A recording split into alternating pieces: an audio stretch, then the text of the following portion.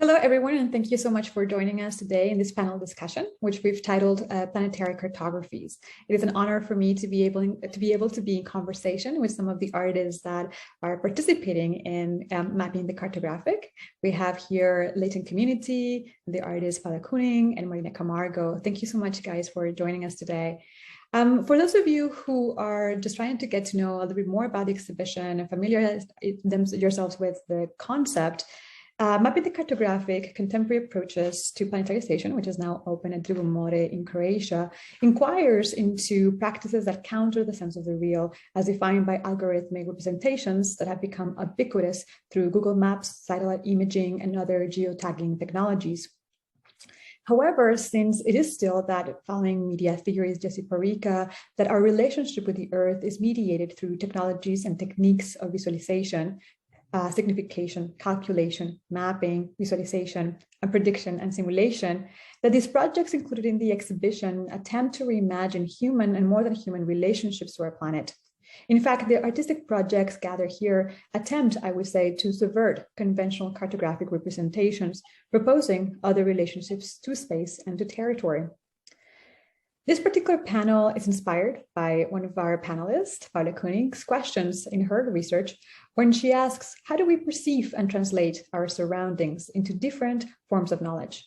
And how our reality is constructed, especially through imagery. Now, these two questions really get at the heart of the things that kind of gather us or bring us together in this exhibition, seeing the kind of ubiquitous growth of contemporary artistic practices that engage in what we call the cartographic impulse, seeing also in the face of environmental destruction, and the diminishing of our ecosystems, we inquire into how these approximations to nature at large help us rebuild and reestablish our relationship to the natural world and to each other, right? How do we then are able to resituate ourselves in these representations, right?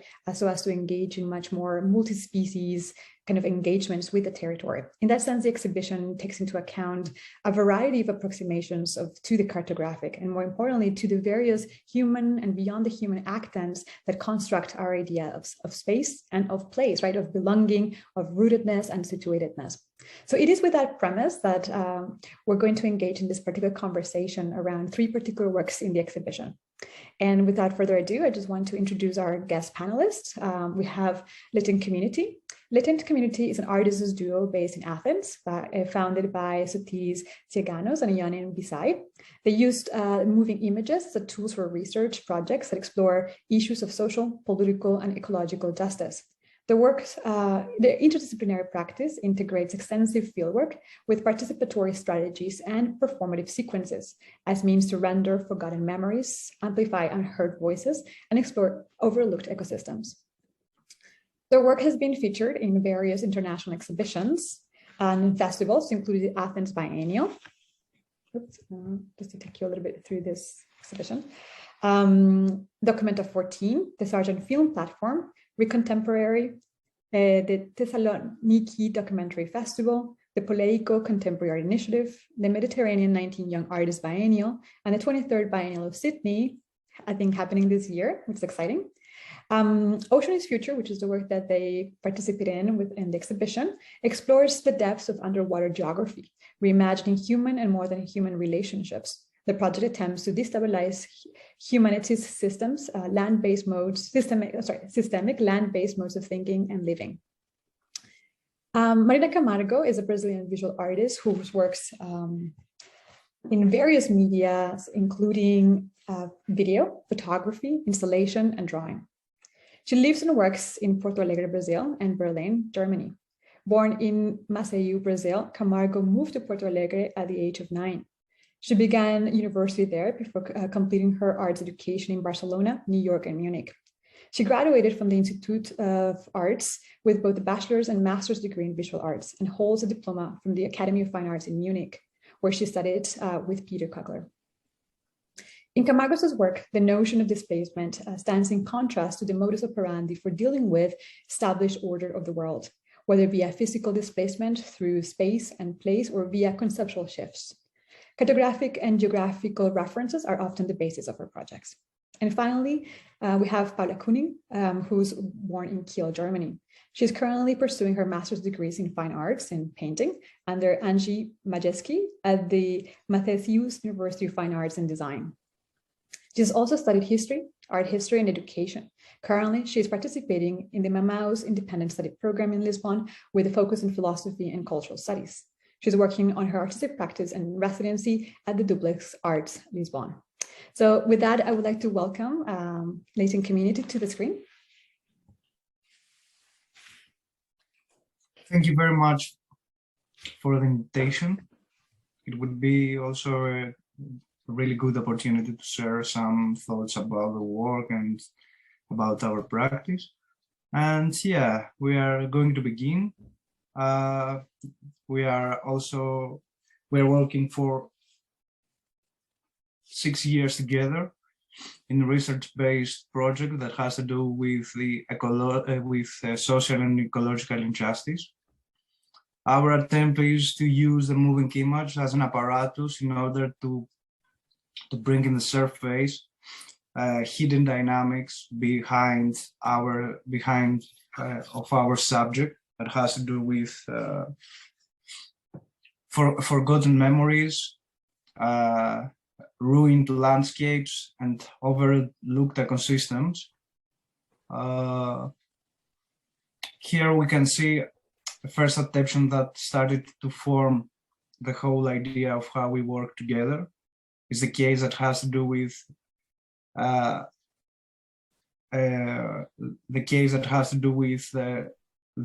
reservoir with water of city of Athens. Is a village that were submerged into an artificial lakes in order to provide with water the whole capital of Athens. And what we did here is to try and find the previous residents of that place that were expropriated from the land, and started to see how we can reconstruct this memory of this and this lost geography of this place, and try to break it into the surface through the new artistic form. And I don't know if Sotiris wants to add something about this case after continue to Toronto. I can just add that to give a little context, that coming from the Mediterranean region, our work and our view is informed by the element of the water. So several works of ours are dealing with water as memory, hydrovisions, waterways, or as how fluidity and hybridity found in the waters can inform different ways of seeing and thinking. So we can continue with a brief presentation of some previous works of ours. Yeah, also what Sotiris says about the element of water.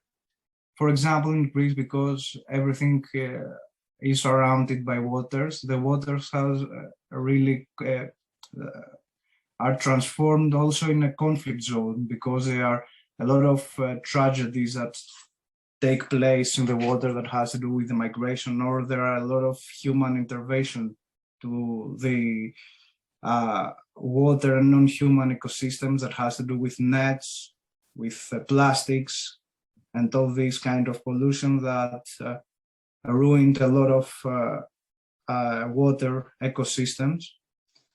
And yes, what we are really interested in is to find new ways of telling these stories, or how we can use the water as an element and as a narration tool in order to reimagine or to understand the dynamics that create these types of ruination or or these types of injustice in the case that has to do with migration. And yeah, we can talk more about our project Otranto that has to do with what Soteris called waterways, and what means how we can deal with the waters in the way that can bring forgotten memories. Otranto has to do with a migration tragedy that took place in 1997 between Albania and Italy. And it was the first time that in the contemporary migration history, an Italian, an author, in this case is an Italian state, hit and create a blockade in migration flows in the Mediterranean. And what we did here is to work with the survivors and the family of the victims from this tragedy, and to think and to rethink and to bring in the surface the forgotten traces, the hidden traces behind this tragedy, because this was a very complex story that, if you want, Soteris, you can add something about the case of the monumentality and the idea of water and how we recreate this counter monumentality through the water. Yeah, so Otranto is a work where we are looking at the water borders, the liquid borders of Europe through this tragedy that happened back in 1997.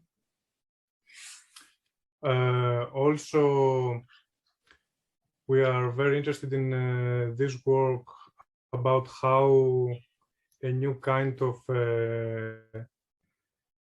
monumentality can be traced and mapped through artistic practices, and how artistic work can be used as a means of hiding an event, or in the opposite, to bring it to the forth and shed light to it.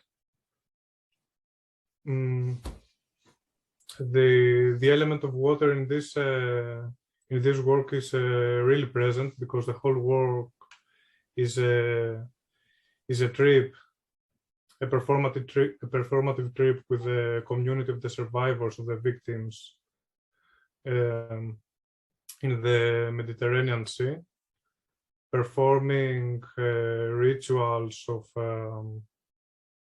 commemoration, where we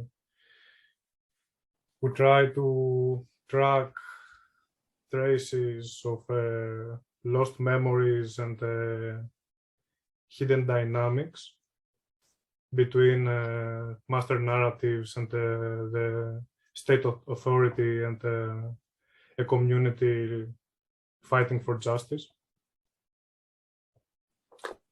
And we can move on, I think, to Ocean is Future, which is the video work we are presenting in this exhibition, which we are glad to be on it. And I can also have a little snippet of the video.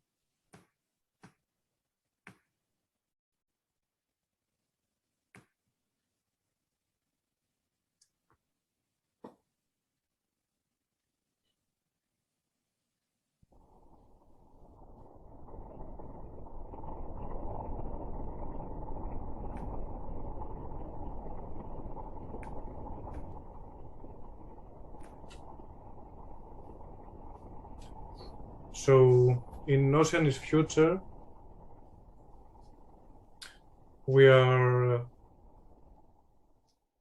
diving into the oceans, and we are looking at the unexplored areas of this planet,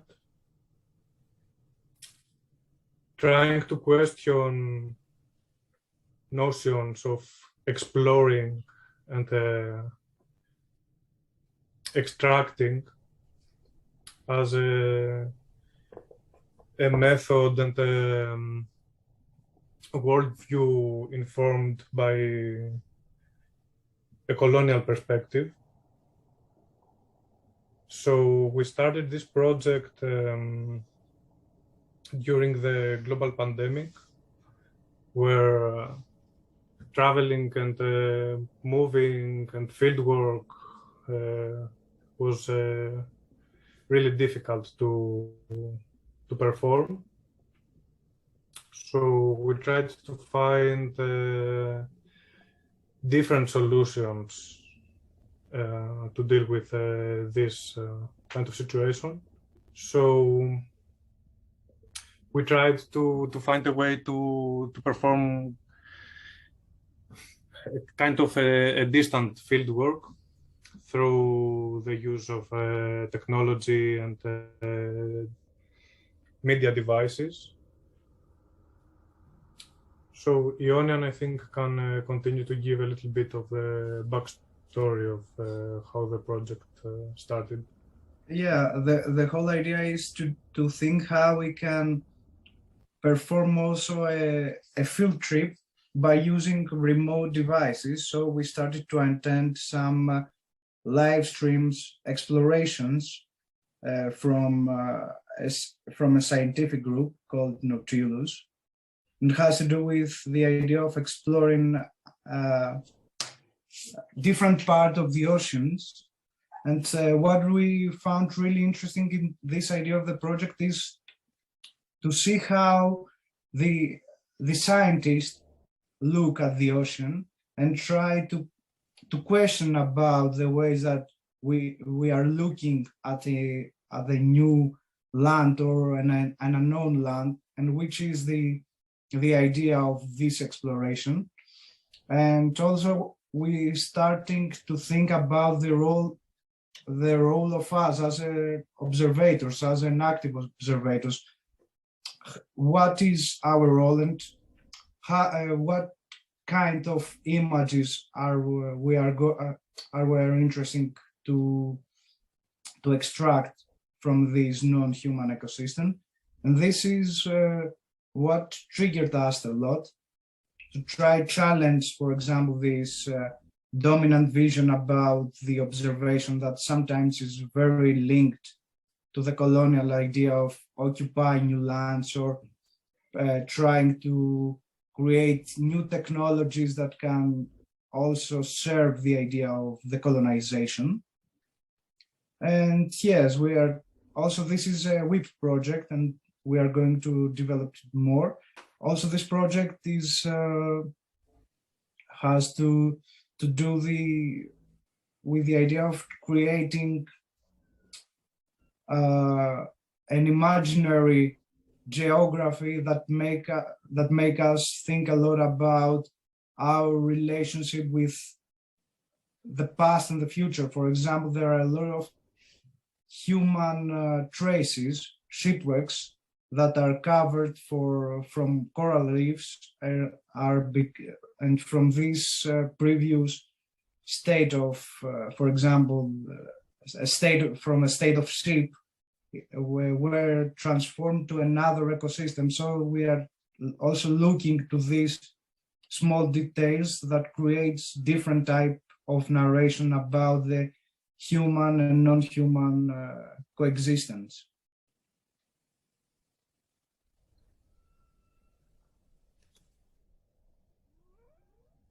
Yeah, I don't know if you want to add something. I think we are into the time frame of our presentation, so I'll stop the sharing here, and so to keep moving. Yeah. And we are waiting for the discussion later. Yes. So many questions just came to mind. It's a fascinating work. And in general, the larger questions that you're asking are fascinating. And in terms of like this relationality to water, which I think is going to be also a consistent theme through our panel. But the images are so mesmerizing and they're just so incredibly engaging to look at. So thank you so much for that brief presentation. And maybe we can now move on to Marina. Marina, welcome. Oh, hello. Thank you for having me today and for the invitation to join the panel and to be with you, Paula, Sotiris Union. I'll start sharing my screen. So here I go. Can you see my screen? Does it work? Yes. Okay, good. So today I'm going to talk specifically about a part of my work, which is closely related to cartography. I've been developing these works for many years, but I will focus today in a group of works that I think it's very much connected with the piece that is being shown in the exhibition. I started working with maps basically because it came from a very, I think it's a very common need that is to find a sense of not related to belonging, but understanding where I was, because I had a very strong sense of displacement, but feeling not, since I've been migrating and traveling, moving from one city to another for many times since my childhood. I think that was an experience that marked very much my perception of space and places. So from that point of view, I started using maps before the digital maps, the GPS and Google Maps. So maybe that was the central beginning, or maybe the central input for this research. But then I think it developed in two different paths. One is concentrated in understanding the places and spaces from a more historical and point of view, using found materials, archived materials. And the other one is using this representation of spaces that are already done, that it's the maps. I can find, I have a collection of atlases, and I use, most of my work, I depart from this already drawn maps.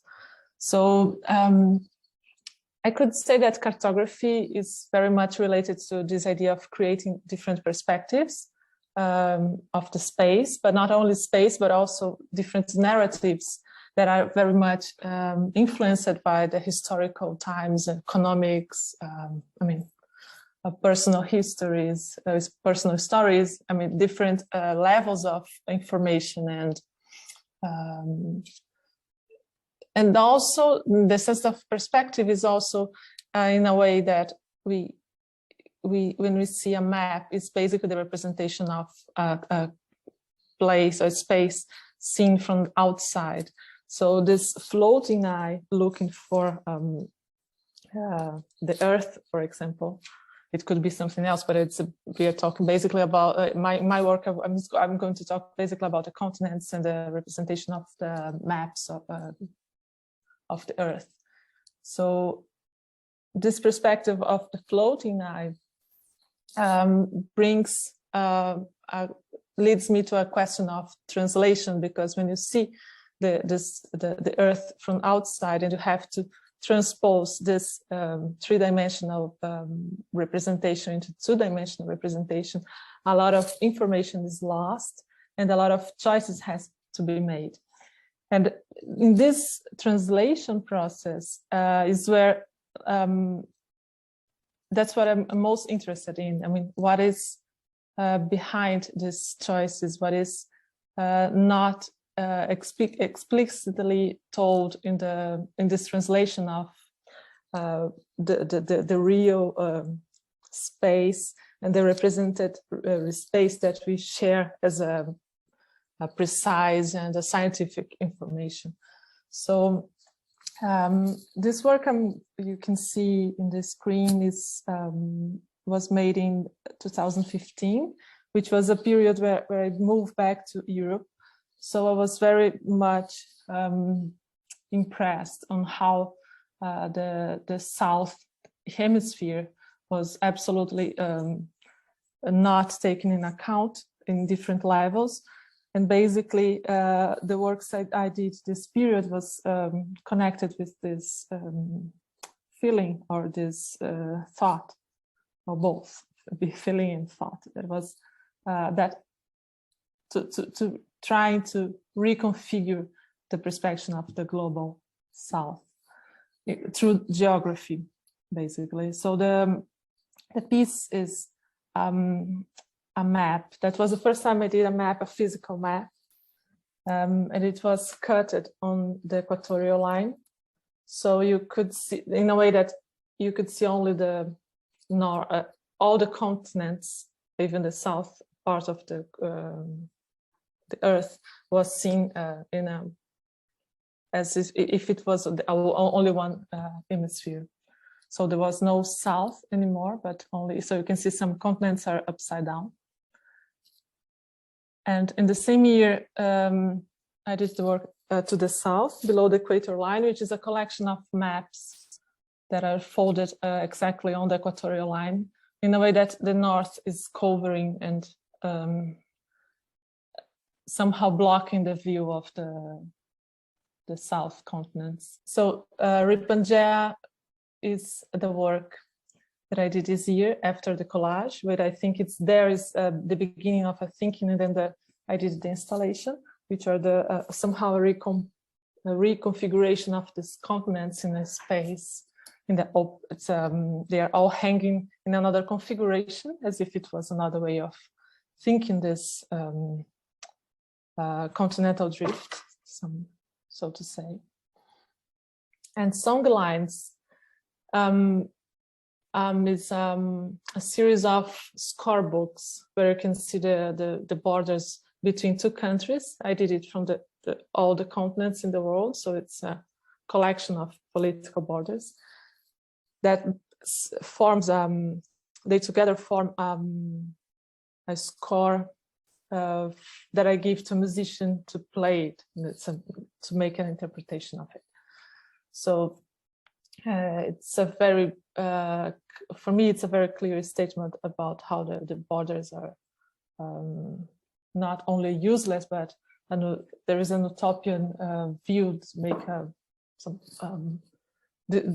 to make this music from to make first of all an abstraction from the frontiers that became just this line, and then from the line to become a music score. So this series of translations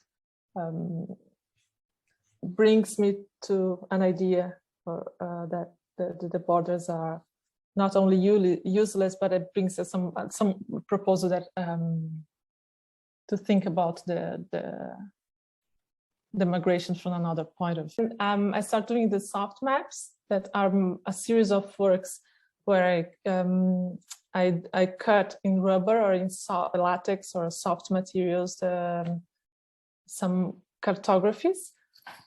And the idea was, at the time I was looking for some materials that could bring me some fluid perception of the cartography, that I could not only juxtapose the paper maps or think about the image of the maps, but creating some body of the work that some maps that could be seen as a body in front of us. So there is a physicality in the work that I think it's not related necessarily to the nature of cartography, but it gives another sense of how the space could be perceived and how cartography can be understood. So this is, I mean, it's a bigger series of works, and then until I come to this one, that's the one that is in exhibition in Croatia right now, which is called Fractions of Spaces. So the continents are cut, and also in this flexible materials, it's part of the soft map series, and it's displayed on a line, like following a kind of order that it's not connected to the real, so to say, representation of the continents. So yes, thank you. Thank you so much. That was wonderful. This is very exciting. I'm already seeing a lot of connections throughout the different kinds of works, and it's just lovely to see and hear more about what each one of these works that make up the exhibition are really about, and hear about your own like individual research projects. So maybe we can move with our final panelist, Paula. Welcome. So yeah, first of all, thank you for the invitation and also having me here in this panel, and also the opportunity to meet the other artists, which is great. I want to show basically the two works I'm showing in the exhibition, and talk a bit about them, and then maybe if I have time, want to talk about my current work.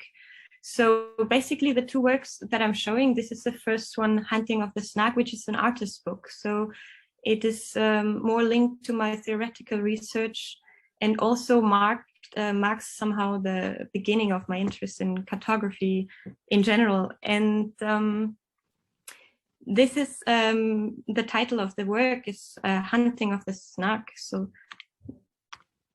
this might be familiar to some of you who read a bit into the history of the perception of space, and also the translation into a map and mapping techniques in general. So Hunting of the Snag is an extract from, or a book by Lewis Carroll, and I want to read an extract which is quite connected to this idea of my artist book as a collection of my reflections on cartography and the history of cartography, and also the European history of cartography, which is kind of linked to the idea of how we construct a certain reality if we translate it from the three-dimensional to the two-dimensional. So yeah, I want to read it for you. He had bought a large map representing the sea, without the least vestige of land, and the crew were much pleased when they found it to be a map they could all understand. What the good of MacArthur's North Poles and Equators, tropic zones and meridian lines? So the bellman would cry and the crew would reply, they are merely conventional signs. Other maps are such shapes with their islands and capes, but we've got our brave captain to thank. So the crew would protest that he's bored us the best, a perfect and absolute blank. So this idea of having a map with a lot of geographical informations, and this modern, like early modern thinking of how to translate space into this conventional mapping techniques, on the one hand with this meridian signs, and on the other hand the bellman says that there is something which got lost in this way of mapping. So it's this literally this feeling of being at sea, or having the experience of the sea and the horizon, the water itself, and all this experience and this emotional approach, maybe also to the environment where we try to orientate in the way we do our maps, that get lost in this trying to be objective geographical maps. So I really like this idea of the blank map, which comes somehow closer to the place itself. So the whole work is all about the different strategies of how cartography abstract spaces into something two-dimensional, and also how this is linked to the history of painting in a way. So painting, the traditional painting, is also a way of translating and representing, and this mirroring kind of our, or like the artist's view, and also the decision of what matters in the end. What do I represent? So this constructive moment in the creating of images in general is what interests me a lot. So just to bring an example that I'm also talking about in this artist book, which is actually text, this idea of text is always linear. So if I look at my artist book, I try to at least put the text in a non-linear kind of non-linear, or like more orientation on the surface of the map and not in the form of a normal textbook. So back to this this painting, which is just an example, which I find kind of interesting if it comes to the history of painting, but also the history of European cartography.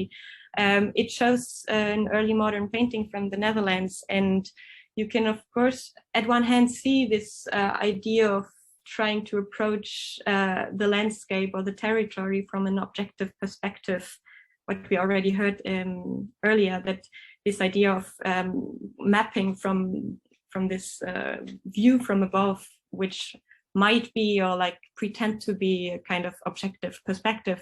But then on the other hand, in this painting, we see this moment in time which got frozen in the painting, when we see the shadows of the clouds going over the city, which I think is quite kind of nice illustration if we think about this linked experience between trying to approach something scientifically, but on the other hand, there's this emotional approach, or this sensitive approach we have to when it comes to perception of space.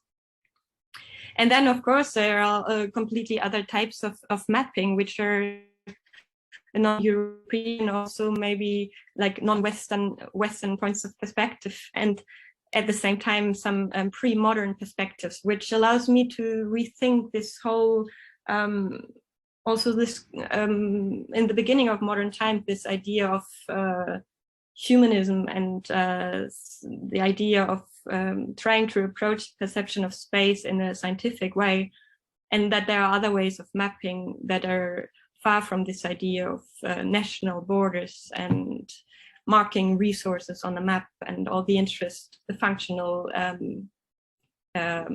elements of conventional mapping. So this is a stick chart from the Marshall Islands, from Oceania, and I think most of you probably know it or have seen these kind of maps, but for me, especially in contrast to this European history of cartography, it became very important to think about this other ways of mapping that are not connected to representing a kind of overview or image of the space, but more like here, the currents of the ocean which is between the land and the wind, and something which is not only creating a surface, the water is the surface, and creating a line between land and water to mark, for example, the resources or the national borders. And then, of course, there are other non-European maps that came into my interest, as this one, for example, from the Aztecs, which shows more a narrative or like a timeline of actions that describes the place. So these different ways of abstraction go through. So the other work that I'm showing in the exhibition at Trugomore is an attempt to build a dry stone wall. It's actually the weight of the stone wall is set in a very thin material, which is kind of like fabric cotton.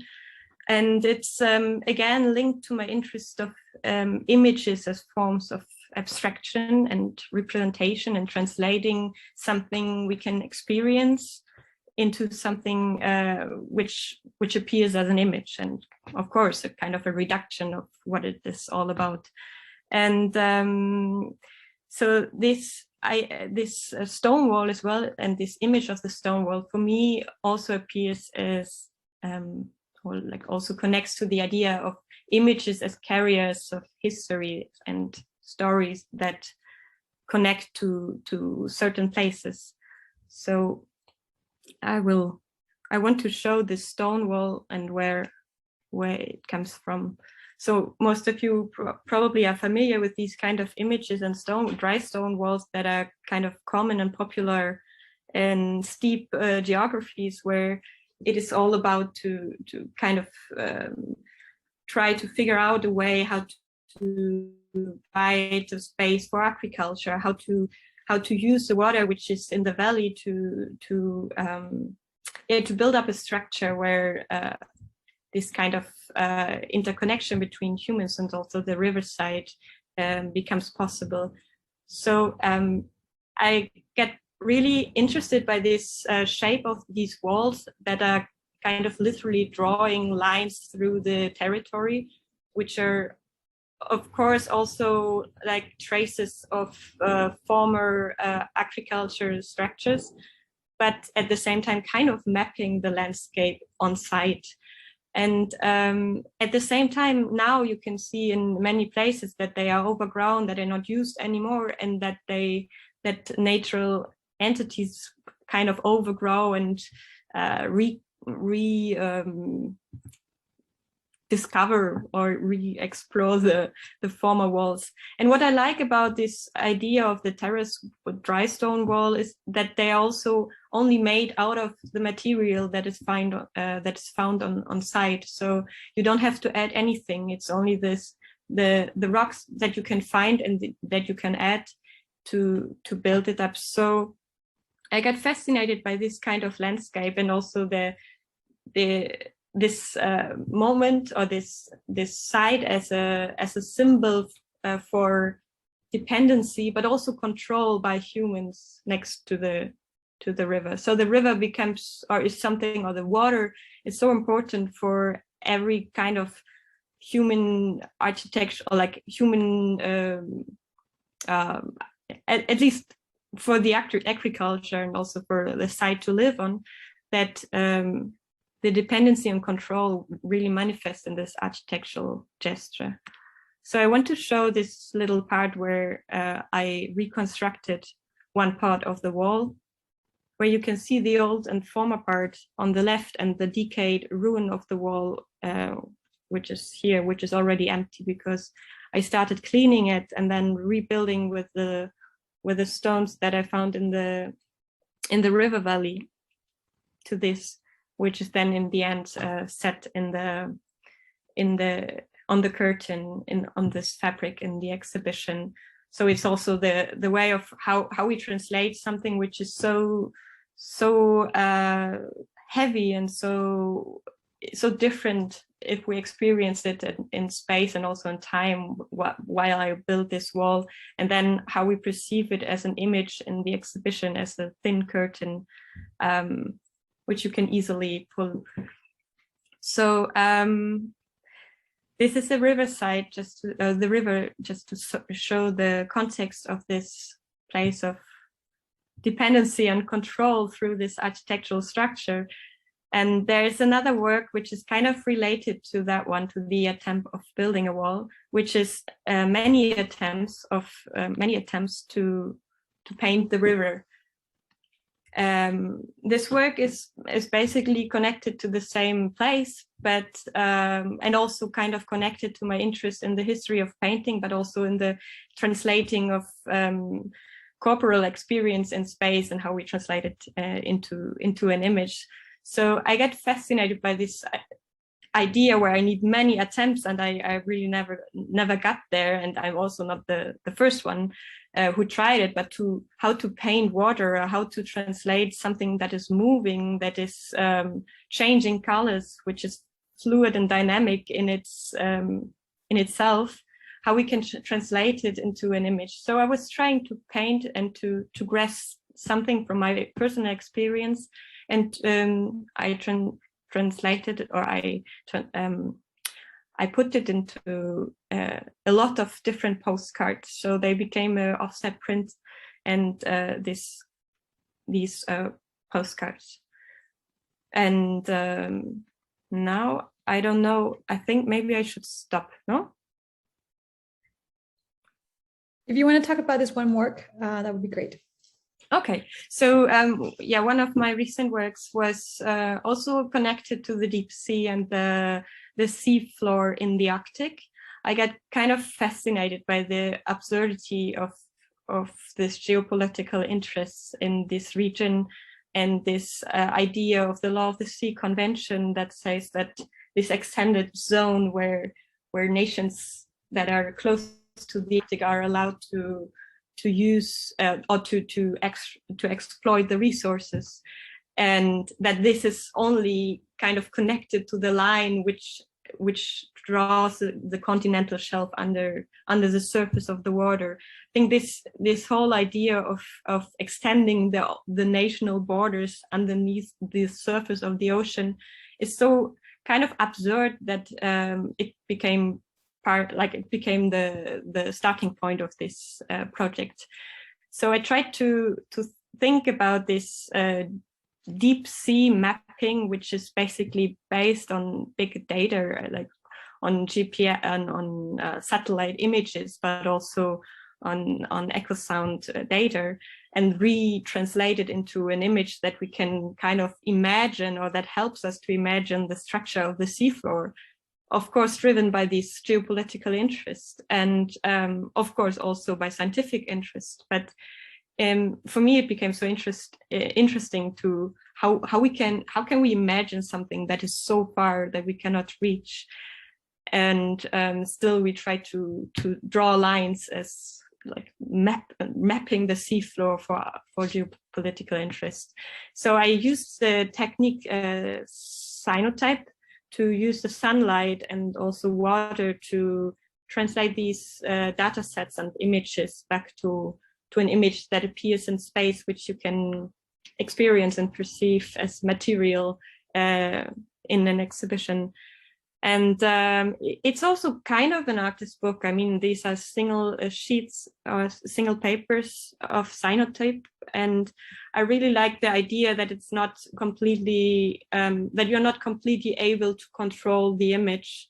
And also the idea of using the sunlight, which is so important if it comes to the polar region and the albedo effect of the water, or like the melting ice, which is of course connected to the idea of the sun, which has such a big influence there. So I tried to use these like bio processes to bring it into an image, to translate it into an image again. And yeah, maybe lately I'm more interested in this idea that, I got really fascinated by the idea of Astrida Raimandis and bodies of water, and thinking more with water in general, also connected to the sea and the ocean, but also the idea of how these different waters are connected. So I used the technique cyanotype and with different waters. And also I was starting, so this is an image from my studio, I was starting building these kind of flutes, which you see on the left, which are there which I use to record different sounds in water, which works with the air pressure and the water pressure to kind of find different ways of translating the experience and perception of water through sound. So I don't have time to show the sound, but oh, it's starting. But maybe I stop here. That's wonderful. Thank you so much, Paula. As we can see, there's so many relationships, and it was a really good kind of circle, starting with Latent Community's work, which I would like to invite them to join us now in camera, and going through Marina, and now you, Paula. There's many points of contact, and this is where I want us to maybe help flesh out for our viewers or people interested in this exhibition to better understand, on the one hand, and this is maybe a place to start, the question of globalization versus planetarization that we wanted to bring forward in the exhibition.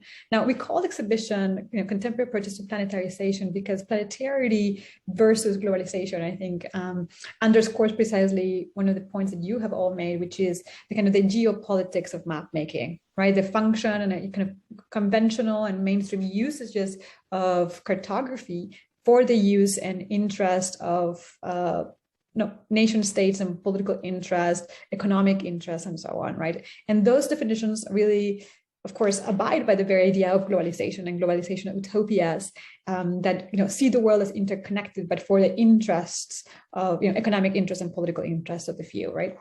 Planetarization, on the other hand, is a different framework that actually emerges from kind of environmental scholarship, and it already underscores a ways of, yes, interconnectedness, but multi-species interconnectedness of rethinking nature and rethinking ecosystems and environments from a very different place where humans are not, again, reiterating, as you said, Paula, that scientific gaze, right? That also Latent Community you guys have talked about. And even Marina, right? We're always looking at the map from this kind of external, kind of eagle eye perspective, right? Looking at nature from above as if we were separate from it. So the point of the exhibition in underscoring the idea of planetarization is precisely to undermine those regimes of visuality and those colonial forms of relationality that use and relate to nature as a resource, right? As extractivist, appropriative, and object of consumption.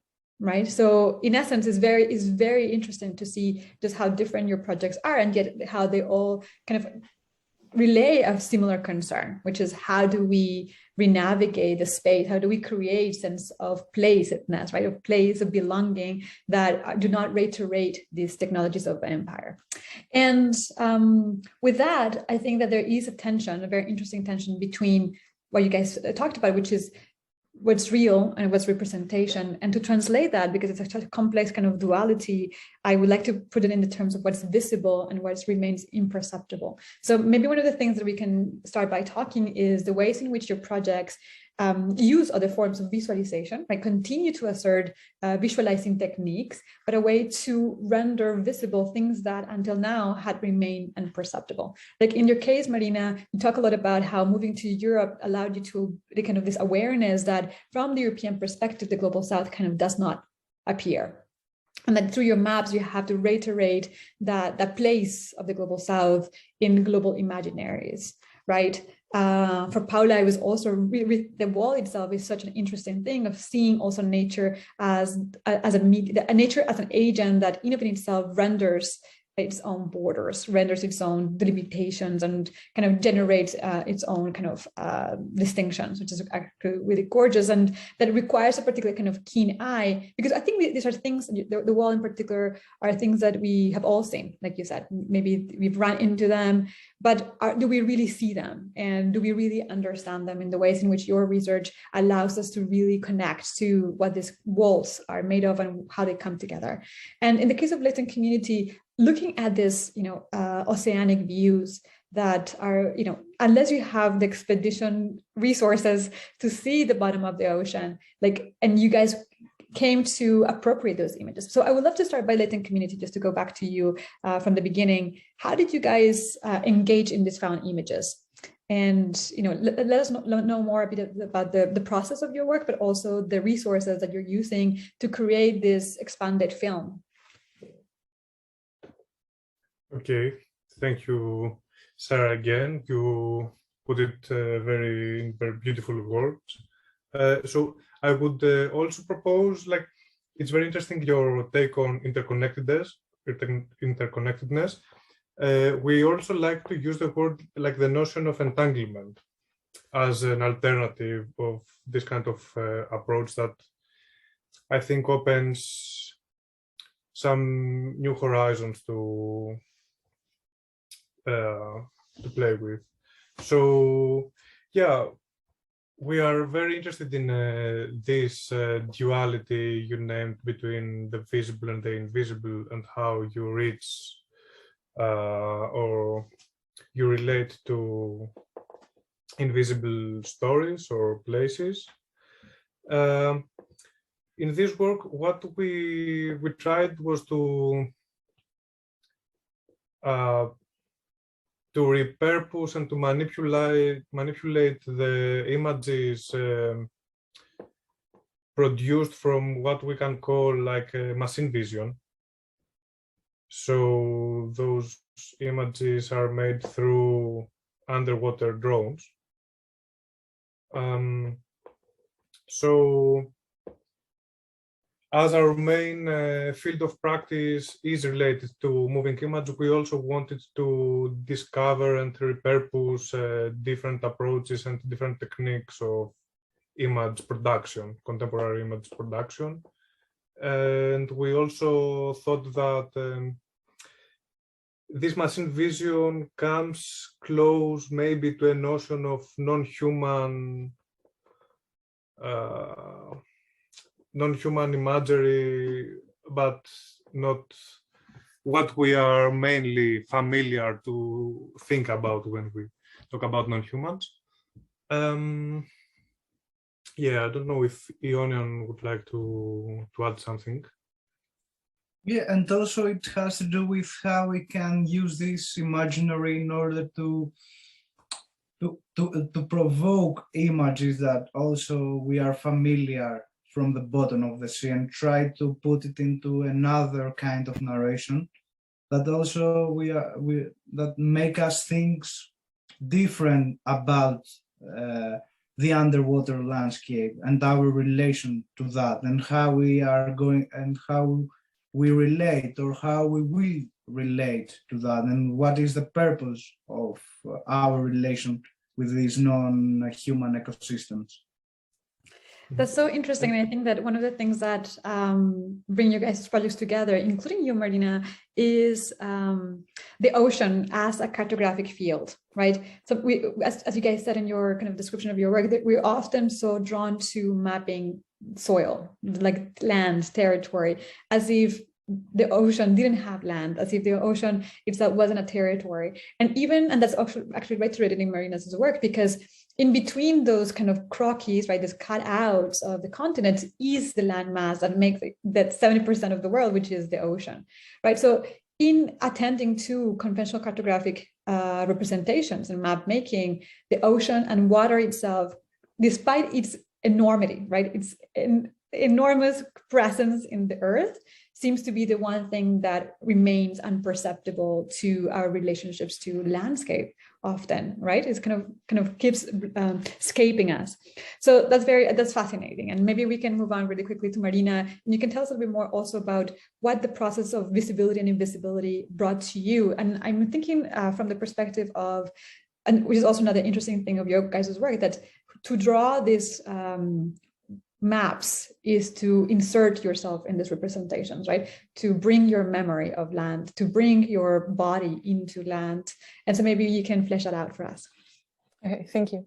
I was going to make a comment about the ocean still, because some works I did some works related to the ocean, but nothing about mapping the ocean. But the thing is that when you talk about the geography, the earth, the soil we are representing, all the distortions and enlargements and silences that something that the things that are not represented, that's much more visible and present when we see representations of the continents and the geography. So that's what I'm most interested in. I mean, how you can say so much by excluding some information, and that's fascinating when you see the representation of for example, when you see the representation of Europe, it has to be usually enlarged. Some excuses are because there is some space to put the text and so. But I mean, the idea that you get so used to see a continent represented in a way that it shapes a sense of power and dominance in the population. It's like an invisible text that is given to the people. When I exhibited this work, The Fractions of Space, that is in our exhibition in Croatia here in Berlin, it was very interesting because people came and always say, okay, this is wrong because Europe is too small. And they were looking for to shape the size, the right size of the continent. And they could not find it. So I think it's very intriguing and fascinating for me, to see how we are dealing with multiple narratives that are very solid. And maps reveal that in that point of view, maps are usually understood as a scientific discourse. It's something that has to be taken as truth, and it is part of, but it's actually mainly a narrative, another narrative. So that's what is that's why I'm interested in not only in cartography, but mainly in trying to understand how the shapes of the continents gets distorted and bigger and smaller. But at the heart of the exhibition, in that it tries to re-narrate those conventions of seeing. We're not necessarily like, this is the kind of the fakeness of nature and the naturalness of nature, which is a construction. We have been accustomed to seeing nature or seeing territory and its expansiveness or this magnitude or lack of magnitude through visual representations. And that's why it is for us so important to inquire into what are these contemporary images doing, and how are they either exposing the kind of constructedness of our relationship to nature and understandings of it, versus, what are then other techniques to relate to it in a way that, as Sotiris pointed out, entangles us in that relationship, as opposed to reassert questions of dominance and control and the gaze as a form of power. Thank you so much, Marina. And Paula, maybe you can expand a little bit more also. I think that to relate a little bit what just Paula said, Marina said, is that your last work that you presented and the expansions of the oceanic borders seems so ridiculous, but yet, it's this thing that we cannot see, and yet accounts for an enormous kind of relationship to power. And maybe you can expand there also in the questions of visibility and invisibility, as to kind of how do you came into knowledge of this exercise of expanding a border that for the human eye is almost impossible to get to. Yeah, maybe I had to think about it when you talked, Marina, about this book or text by Dilip Dakunia and Murada Matur. I hope I say her name right. But they are also talking about this line between land and water, and how this distinguishment, or like how this line also constructs a certain ways of seeing, which is apparently, or like basically the like based in the modern technique of mapping practice. And if we try to dissolve this line, maybe we can also think about, for example, water in a different way. And they ask this question, which I think is quite, brings it to a point. What is it, like, wetness is everywhere. Why do we see water somewhere? So why do we talk about certain bodies of water, and then on the other hand there's the wetness which is in the soil, which is in the air we breathe, and then they talk about the modern practice of mapping water and land and doing this distinction, and that there is this line of the surface of the water which makes in this cartography, which makes the ocean to a surface, and this line of the surface where water, of course, is evaporating, is kind of disappearing, and the idea of that water is evaporating and that water is not kind of is not able to draw a line as a coastline, and that this is something which is always shifting. The same with the river. If the river is constructed through a line on the map, we also think the river as a line, but what happens if we think about the wetness which is everywhere? So maybe if it comes to the line on the map, and also the line which is drawing the continental shelf in the deep sea somehow, it also deconstruct kind of, if we think more about the wetness and not the water, maybe it may also deconstruct this line which we see on the maps. And I think this was Dilip Dakunia now, so I think for me it is a really, really nice approach to think about it. That's such a great comment to end this conversation, because at the heart of the kind of proposal for the exhibition is also a quote by Rolando Vazquez, who talks about the geographers and gaze and the blue marble. And one of the things that he expands on in his research is precisely the abstraction of the territory, which is also comes from map making, right? This kind of geometrification of space through algorithmic renditions in contemporary times, but also just the mathematication and kind of rendering the world into lines and shapes that are ultimately abstract, and that also really speaks to that kind of modern vision, the construction of the modern gaze and the modern subject who sees the world precisely through the scientific gaze.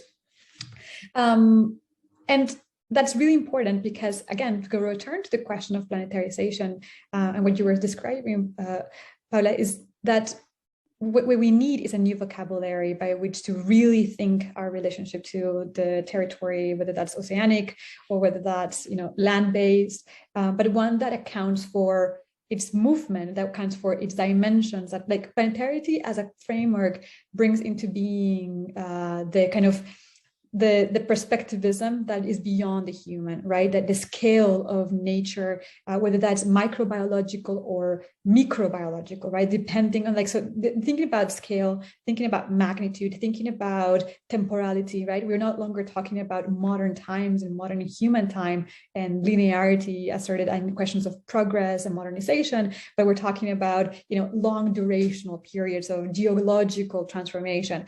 And so the fact that we are already changing our language to ascertain, to view, and to situate ourselves vis-a-vis these other non-human times and dimensions and temporalities and scales, I think is already the beginning of that kind of shifting of perspectivism that entangles us in a much more in-depth and much more complex kind of interspecies, interdependent kind of framework of being and existing in the world. And so that's why it's so gorgeous to be able to, like, talk to you all and expand on your research, because this is where all of these small things that, albeit for us seemed kind of detail oriented, are actually enormous in the ways in which we, as, and hopefully our viewers or the viewers of the exhibition, can get to become more aware of. Like, how do we narrate ourselves in the context of geological time, in the context of microscopic, deep ocean, non-human agents, or microscopic territorial land masses, and speak of ourselves in those terms and not in human scale.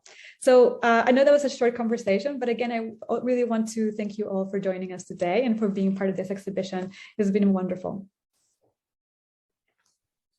Thank you very much. Thank you. Thank you. Thank you. Ciao. Ciao. Bye.